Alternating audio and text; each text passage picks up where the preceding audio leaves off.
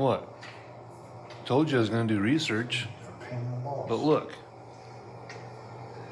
It's got helical gears. What's that? Those are going to provide a little bit of slop. So I'm going to guess that the locker's probably okay. All right, so I ordered some jack stands. If you look real closely, you can see them. You know, I promised I didn't order the wrong size. That's exactly what I meant to order. Put the cover back on to keep the gears safe from the dust blowing around down here until parts came in. Parts are in, so now let's figure out what to do with these minuscule things. Get this thing up in the air, get the axles out. I'm realizing that I may have a bit of a challenge over here on the driver's side with somebody taking up some room up in here. I'm gonna have to do something about that. All right, let's get this diff cover off. The wiring harness out of the way.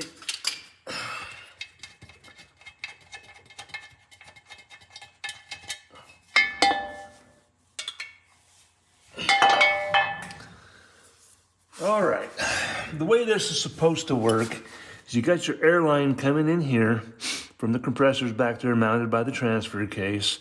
Then this is an air bladder. It pumps it up. It being the compressor pumps up the air bladder, pushes this ring right here over, which engages the locker. So let's see what mine does when we fire up the air compressor. See if it moves. Hear that? That's rear locker. That's pumped up. Front locker. That's pumped up. Neither of my lights are solid lock because neither of them are locking.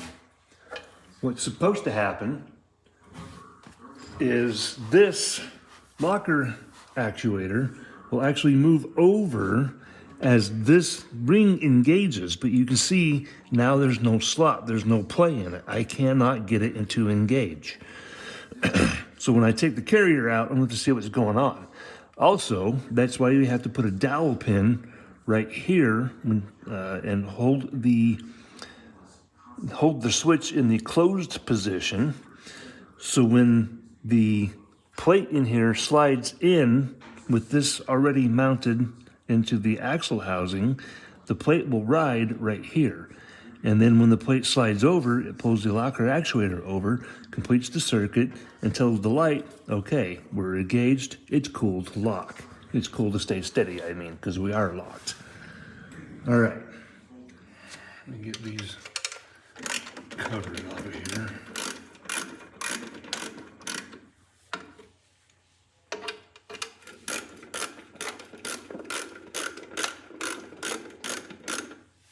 If you're wondering, this is an old snap-on ratchet head that you can put an extension on the bottom or in the side.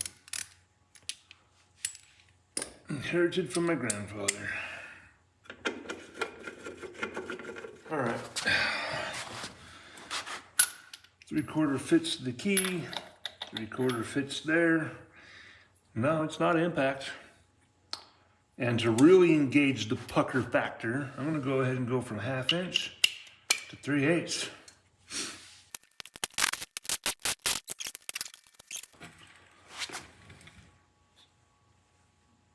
Brakes look okay. Some dirty stuff up here. So what I'm going to do is I'm going to come in here. I'm going to tag these 3 bolts and just kind of take off everything all at once. Of course, I'll release the brake caliper, set it up over there nice and safe. Take the disc off. Excuse me. Take the 3 bolts out. Carefully slide my axle out. I'm going to do that on both sides.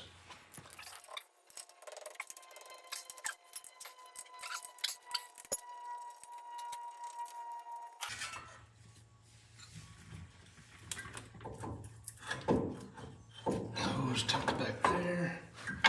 Wiggle test. More wiggle test. Good. Okay.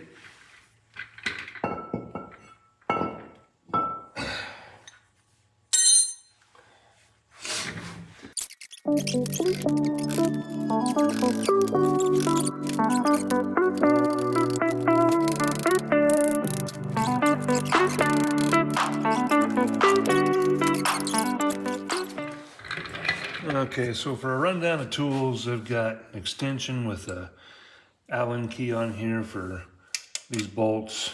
If you listen, plastic, plastic, plastic, solid, solid. There's only 2 bolts. Anyways, 13 millimeter end wrench, 14 millimeter end wrench, ratchet, 3/8 socket with a 13 millimeter 12 point socket. Pry bar. Usually this is to get my rear end out of the seat. Fine adjustment tool. And then I've got the impact here with a 3/4 inch socket on it to be able to get the tires off.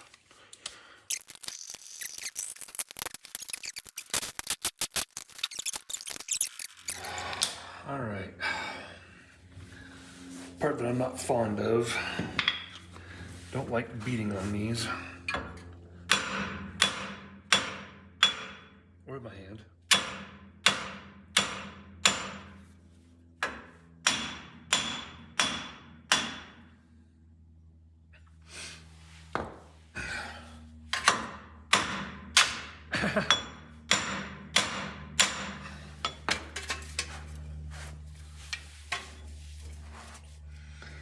Nope, not yet.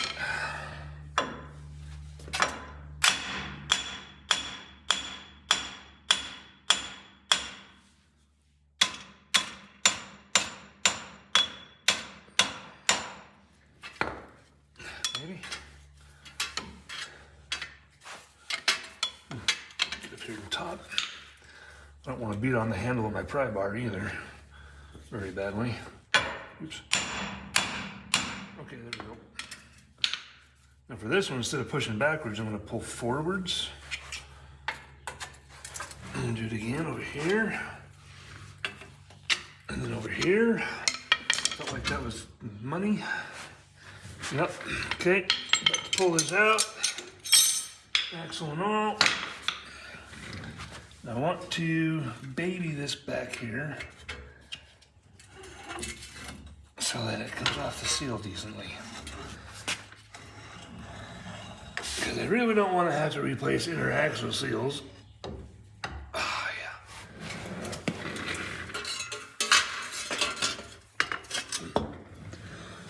yeah. Okay. So, axles are out. Now we reposition to the front. Okay, now we gotta get way up underneath here together.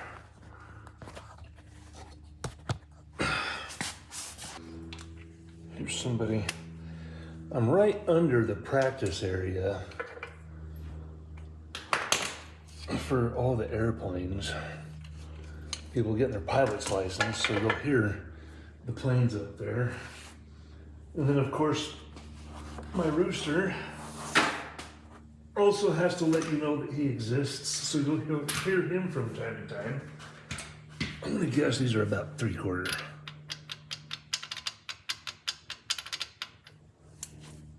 Good enough.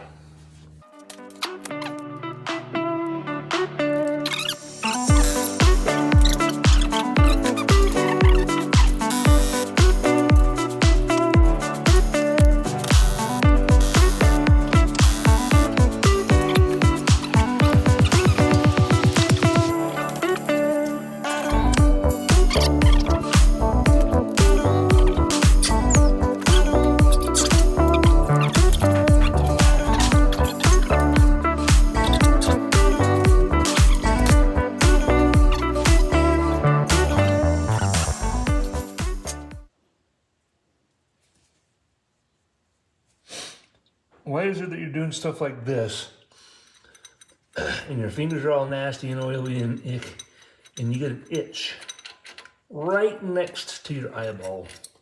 Why is it only times like this?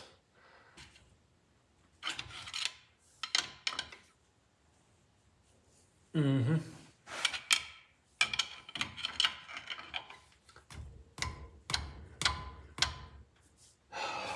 really hate that.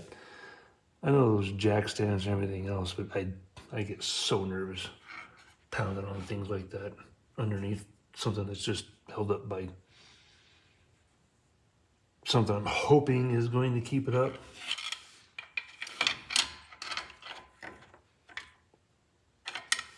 Rubber.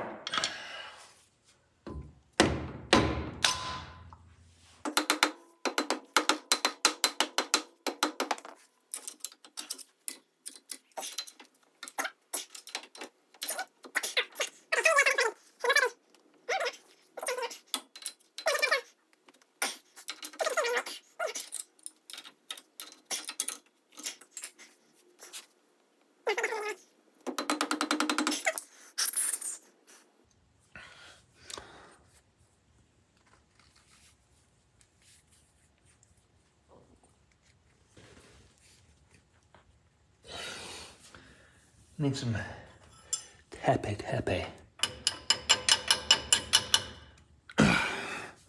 And some wiggly. Straighten it up.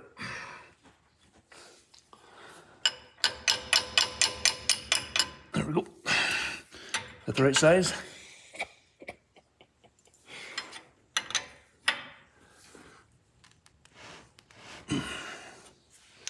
Yep.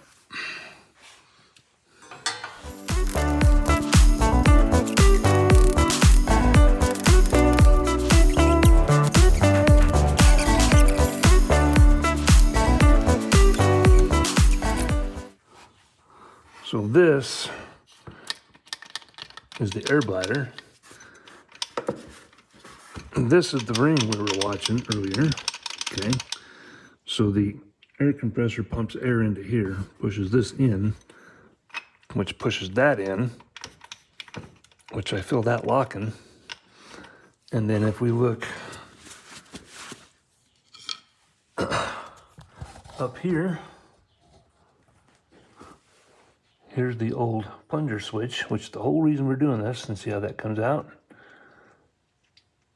So when this guy down here moves down like that, that throws that plunger switch up there, throws it out, and wham bam, sends the signal. So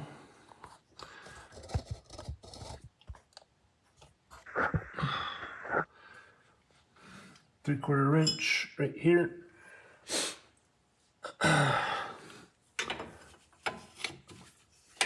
Oh, that's already loose. Okay, beautiful. Let me reach up in here.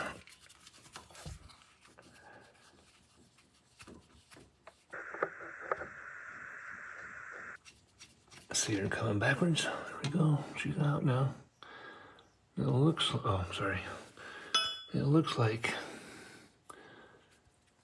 is that factory sealant? And this guy does not have anything. I'm going to have to research and see what.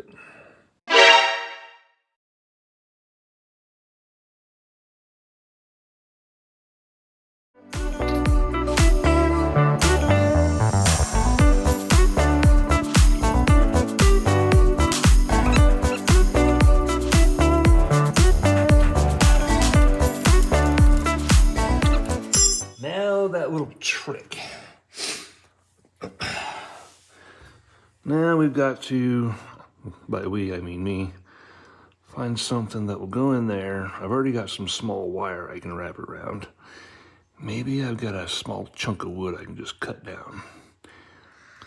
All right, I've got this little chunk of timber here, and this thin old wire that I've had for eons.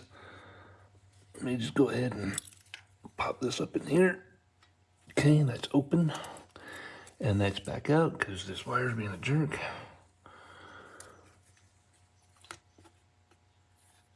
That should work.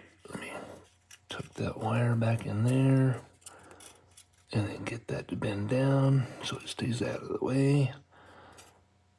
Okay. That should, I'm guessing, get us where we need to go.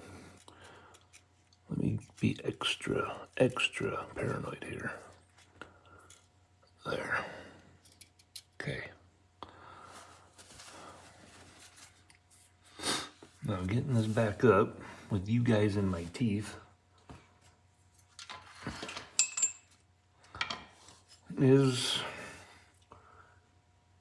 gonna be challenging, for sure.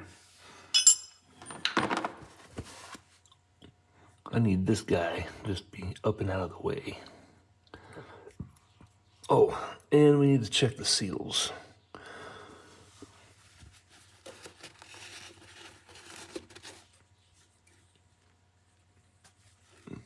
I don't feel any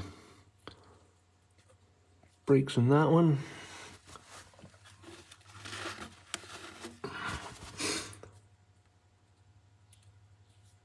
Everything feels good on this one. Okay. All right, got it out of the way. I'm gonna give this a try.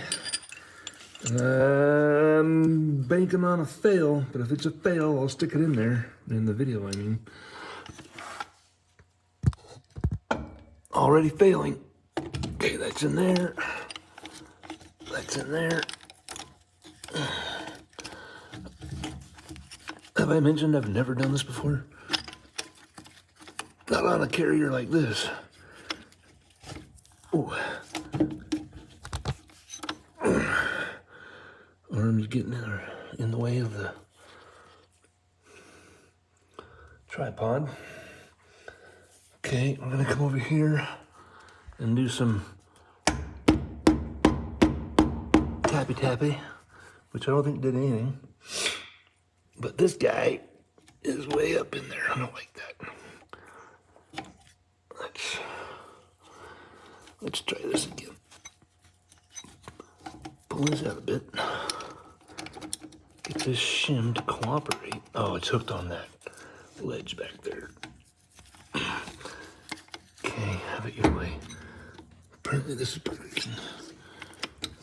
Oh yeah. Okay. Shim don't get cockeyed in there. Okay, I'd rather have you guys out. That works. Okay. Let me tappy. Nice and easy. Nice and easy. Okay.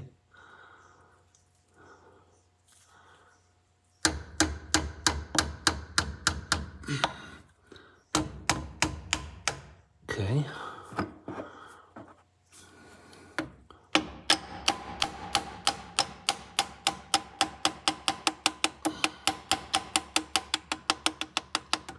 Nice and easy. Okay, tap this in. Oop, it's bottoming out. Anyway. Oh, you know what I didn't do? You guys are already looking at what I didn't do. Did not clean up the mating surface, did I? Let me use something I shouldn't use. Because the forces aren't that hard.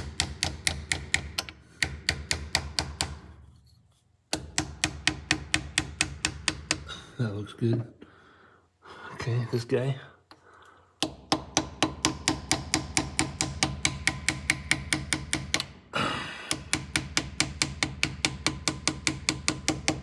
Okay, that looks good. This bearing and race or shim still need to go in further over here. They probably need to go in further over here, but that's what the bolts can do. I know that. I can crisscross tightening and walk it in there. I've seen that done before. Right, next. Yeah, bolts, okay. Remember, this one goes here.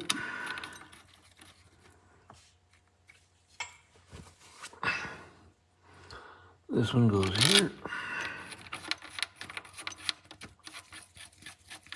Very nicely, I might add. This one's a little, oh no, fingers are slickery from all the Earl.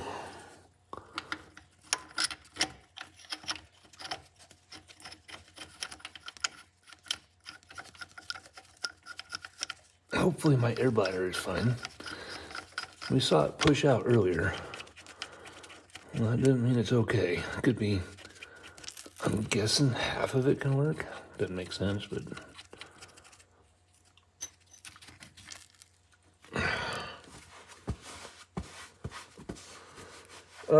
3/4, which I have over here. But what I don't have is my other tools, because they are in the back of the truck, because I had to go rescue my daughter's 4Runner yesterday. It's through a tensioner pulley bearing, completely grenaded it. So I ordered another tensioner off of Amazon, which any of you that have that 4.0 V6 know that that's a huge job in and of itself, unless you just take the tensioner pulley off and replace just that. So we did that, but it was out on base. I had to go out there and rescue it, and all my tools are in the back of the truck, and of course I forgot to bring them in. So I'll go get them. And we're back. You can tell by the fact that I've got the tools. And I'm talking. Open this straight up. Okay.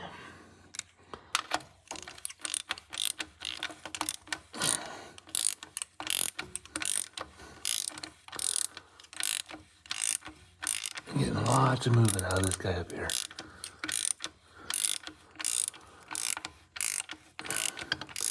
Also, the sway bar mount over here is just begging to smack my knuckles. I'm not gonna let it happen. I got more movement down here. Come up here. Okay. Okay.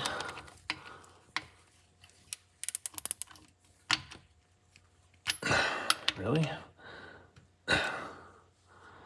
It's simple. Ooh. All right, let me grab a small punch so we can walk those shims all the way in. And now I see how far they're supposed to go in. Okay, let me come right here in the center. Nice bottom out. Bottomed. Oops, sorry, I didn't mean to hit you guys in the face.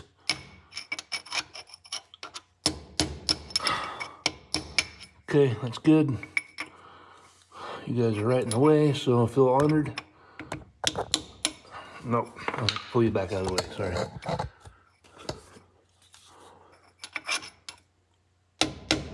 Okay, that feels bottomed. That's bottomed. Okay, that was nothing, but we won't talk about that last hit. Right, don't want to forget this guy.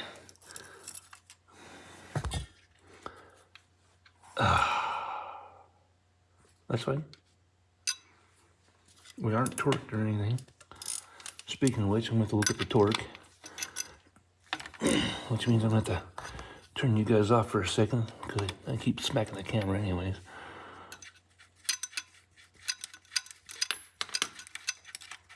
I don't have one of them big old fancy nice old tripods yet. If this goes good, I'll get one. If not, then the $20 Amazon cheapie is all the further it'll go.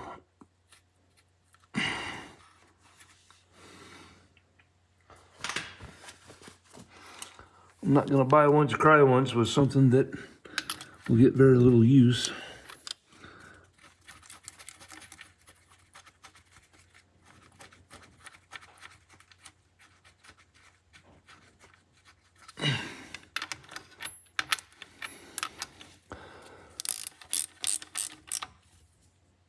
Okay, Okay, now it's down to torque specs.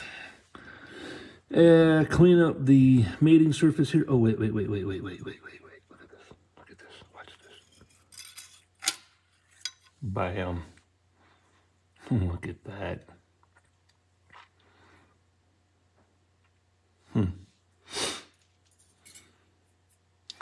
I wonder if for funsies we ought to just try it and see if that thing will completely lock. Let's try it. All right. Rear, front. Front is flashing at me, which means we probably only got... Ooh, I heard a beep. Oh, it's solid. I'm not going to be able to turn it because the rear are engaged. It's trying to do something. It might actually work this time. Sweet.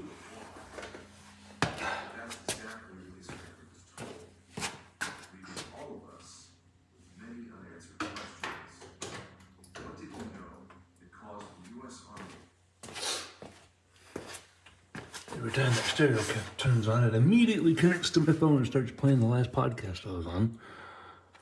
Which that was Wartime Stories by Luke LaManna. Okay, well, that didn't release yet. Let's see if I can get things to spin.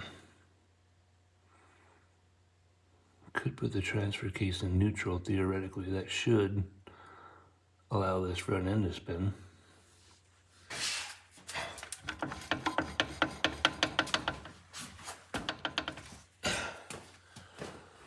Which it does.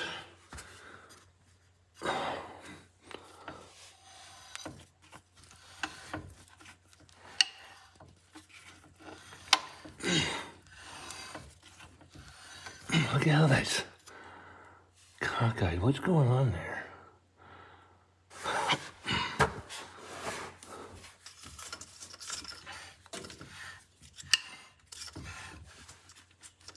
I'd rather that be nice and tight. Or loose like it was, or was it not supposed to be loose? Oh, that's kind of loosening up.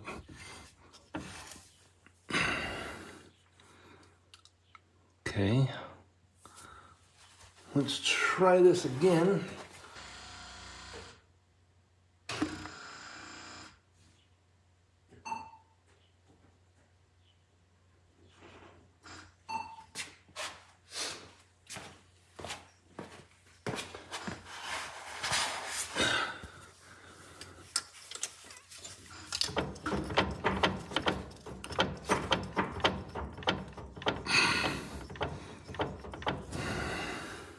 I would think that this thing needs to come all the way out. Where's my...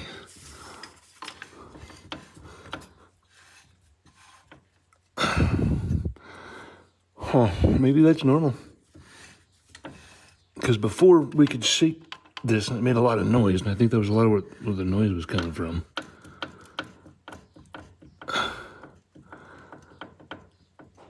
Barely rolling it back and forth. This plate moves up here.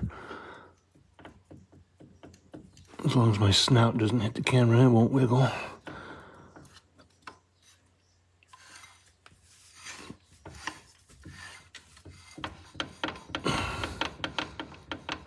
Well, it's not locking into 4, but at the same time, I can't wiggle it back and forth, and the rear's not locking in, so we may not be able to figure this out until get everything all put back together. You know, this might just be